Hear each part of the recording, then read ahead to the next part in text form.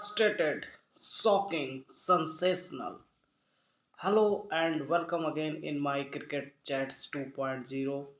It's the fastest 5G Y56 presents Cricket Chats 2.0 powered by Pepsi, happiness partner Cadbury Dairy Milk. But today I am sharing an unhappy moment in Indian cricket, and I am talking about a ICC Cricket World Cup 2007 held in West Indies, and it's shocking, disappointed, frustrated, and sensational World Cup.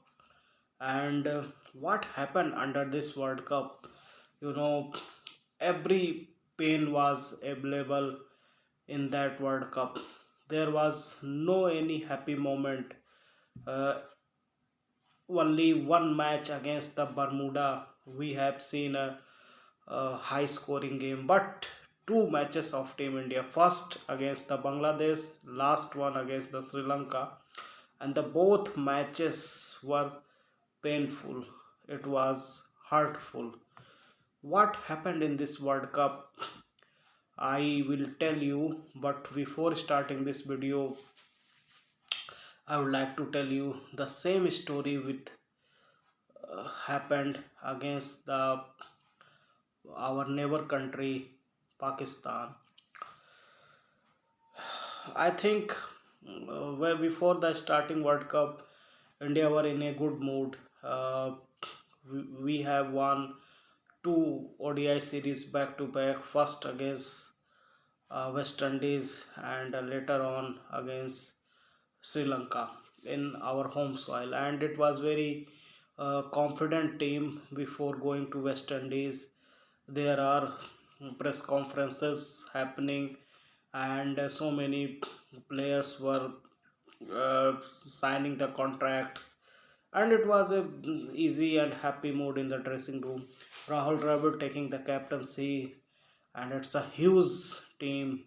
Sachin Tendulkar, Saurabh Ganguly, and Yuvraj Singh, Raina, Irfan Pathan, and there are numbers of players: MS Dhoni, Ajit Agarkar, Harbhajan Singh, Anil Kumble, Dinesh Karthik, and Munaf Patel, and you know so many players, Virender Sehwag, and these are 15 members.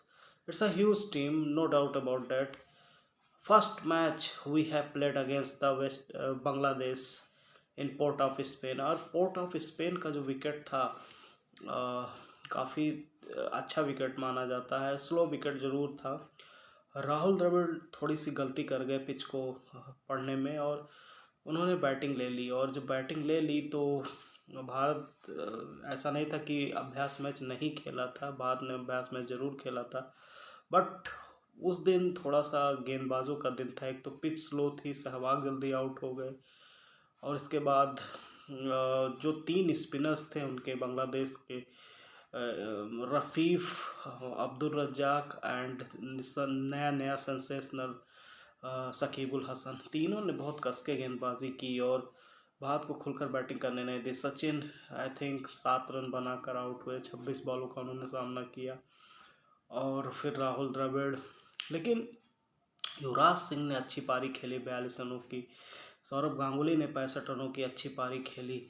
Bharat जैसे तैसे 191 run बना ले गया, but problem ये थी कि 191 run वो लड़ने लायक फाइटिंग टोटल नहीं था। अगर यही 225 या 240 250 रन होते उस स्लो ट्रैक पर, तो भारत के पास भी गेंदबाजी थी। और फिर जिस हिसाब से बांग्लादेश ने शुरू किया, आई थिंक तमीम इकबाल ने जो छक्का मारा ज़हीर खान को, उससे उसका कॉन्फिडेंस पता चलता है बांग्लादेश टीम का।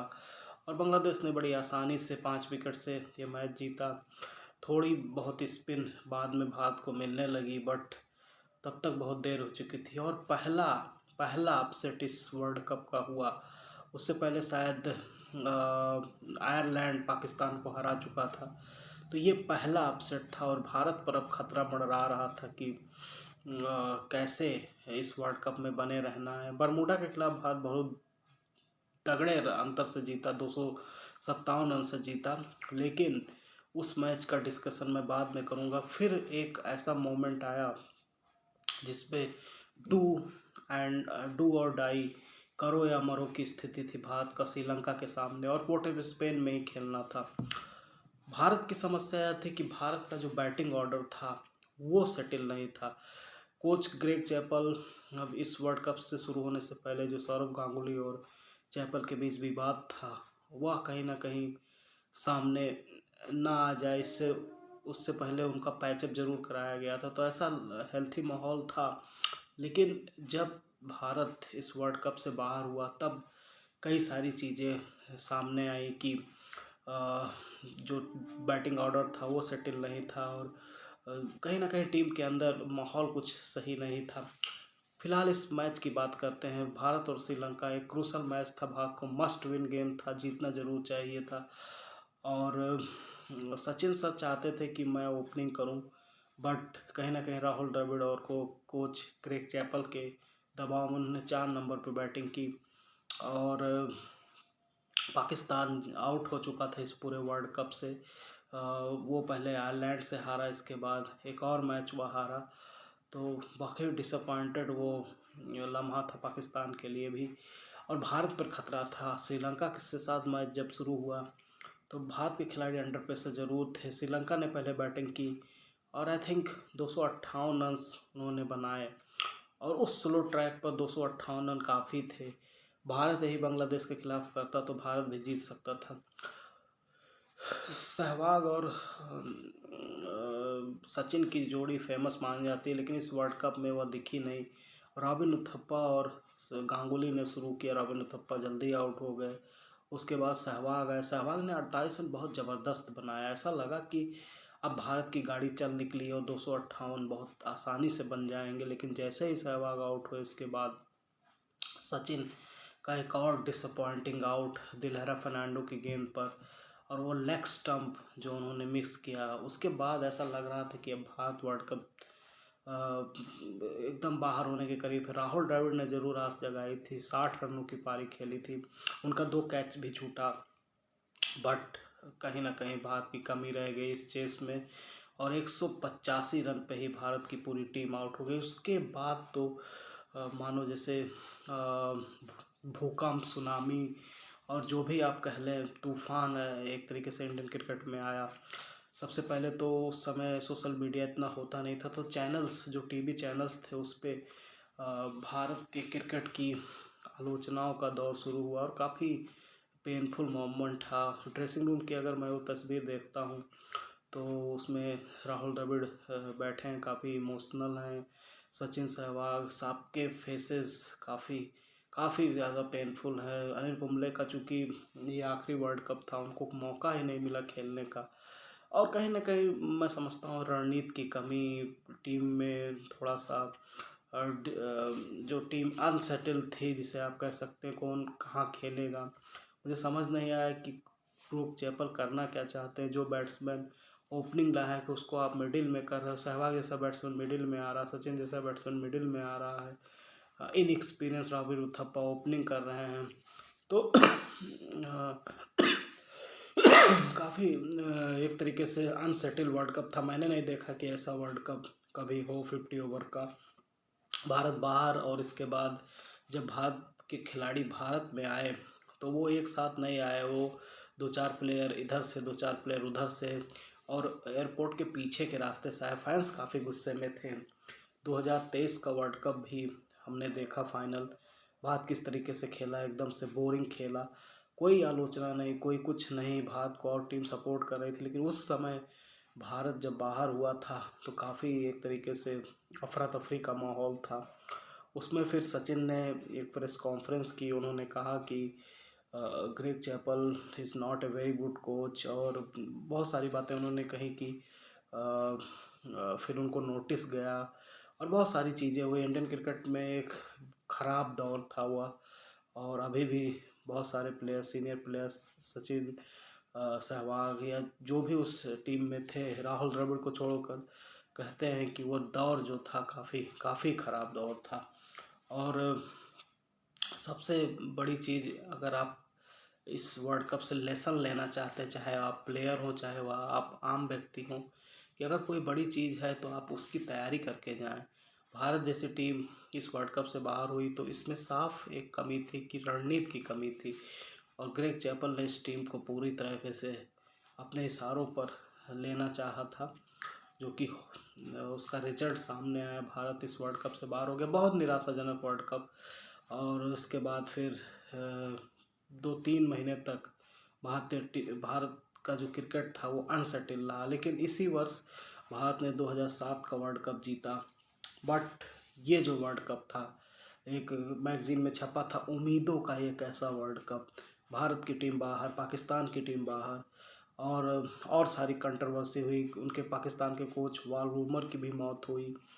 इंग्लैंड के कैप्टन एंड्रू फ्लिंटॉफ पब में शराब के नशे में पाए गए। बहुत सारी एक कंट्रोवर्शियल वर्ल्ड कप था, लंबा भी था और मैचेस सारे रात में आते थे। काफ़ी कंट्रोवर्शियल वर्ल्ड कप था और ख़त्म हुआ किसी तरीके से, ऑस्ट्रेलिया चैम्पियन था। और फाइनल भी रात में खेला गया, कम रोशनी में खेला गया। ऑस्ट्रेलिया किसी तरीके से फाइनल जीता। तो बहुत सारी एक तरीके से अनियमितताएँ थी और अच्छा वर्ल्ड कप नहीं कहा जा सकता, आप कह सकते हैं बोरिंग, एक तरीके से बोरिंग, फोकस और लंबा चलने वाला ये वर्ल्ड कप था। Live and exclusive it was on the set max channel. और एक तरीके से नीरस ही हुआ भारत जब बाहर हो गया उसके बाद वर्ल्ड कप देखना। हालांकि अगर कुछ प्लेजेंट मोमेंट की बात करें तो एक मलिंगा की हैट्रिक, एक मैच साउथ अफ्रीका और ऑस्ट्रेलिया का 2 दिन चला, और यही सब सारी चीज़ें हैप्पी मोमेंट में थी। But overall it was a disappointed world cup. और मैं तो 2 महीने शौक में था कि भारत जैसी टीम पहले ही राउंड में बाहर, और उसके बाद ये जो फर्स्ट राउंड में 3 मैचेस का जो शेड्यूल होता है उसके बाद रिपीट नहीं हुआ। आप 2011 में देखिए, काफ़ी अच्छा शेड्यूल था, भारत चैम्पियन बना। 2015 में भी अच्छा शेड्यूल था। 19 में तो पूरी तरह से राउंड अप था, 10 टीमें थी और सबको एक दूसरे से ही खेलना था। वही सेम 2023 में। अब 2027 एक बार फिर से साउथ अफ्रीका भारत जाएगी और देखना होगा कि भारत का लक साथ देता है साउथ अफ्रीका में कि नहीं। बट वेरी वेरी डिसअपॉइंटेड, जैसे मैंने कहा, ये वर्ल्ड कप। और बहुत सारी उम्मीदें थी। उम्मीद तो ये भी थी कि भारत इस विश्व कप में न सिर्फ अच्छा प्रदर्शन करेगा, विश्व कप जीतेगा भी, क्योंकि सुपर 8 में जाने के लिए टीम काफ़ी अच्छी थी। जिस टीम में सचिन, सहवाग, राहुल द्रविड़, युवराज, अनिल कुंबले और हरभजन सिंह, जहीर खान, अजीत अगरकर जैसे प्लेयर हों, तो वह टीम इस तरीके से बाहर होती है तो काफ़ी आश्चर्य ज़रूर होता है। और ग्रेग चैपल जो ऑस्ट्रेलियन कोच थे वो काफ़ी एक तरीके से कंट्रोवर्शियल ही कहेंगे कोच थे, और वो क्या चाहते थे क्या नहीं चाहते थे, ऐसा लगता था वह चाहते थे कि ये टीम अच्छा से और ख़राब दौर में जाए। इरफान पठान जैसे क्रिकेटर को उन्होंने काफ़ी ख़राब रणनीति के तहत एक अच्छे ऑलराउंडर से उन्होंने ऐसा बना दिया कि ना वो बॉलर ही रहे ना ये वह बैट्समैन बन पाए। बहुत सारी ख़राब रणनीति अपनाई ग्रेग चैपल